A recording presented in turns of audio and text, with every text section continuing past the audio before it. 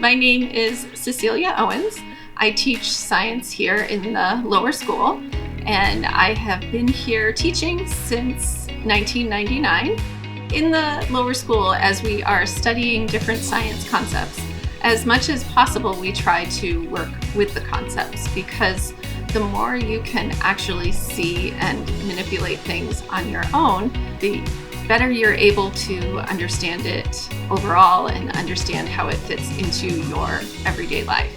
In the winter term, when we're studying the ocean, we build models in the classroom to learn about how it and why it is that we have ocean currents and how different temperatures in the water interact and how there's different densities to the different levels of the water.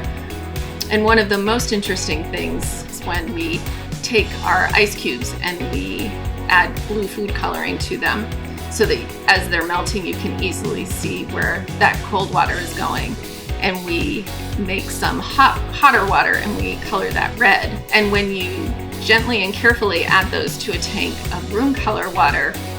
the red water immediately swirls at the top while the blue sinks to the bottom. And it's one of those aha moments where they're able to put things together and see the swirls and the currents that form even in this tank on top of their desk. And they're able to, with some very simple materials, start to really gain a better understanding of the world that they live in and how things interact. One of the best things about teaching this age group is the enthusiasm for science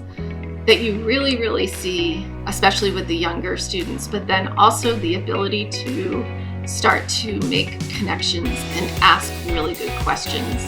as the students get into 5th and 6th grade. And on those days where they can connect certain pieces and make very thoughtful observations or even ask questions that I'll have to take a moment to say,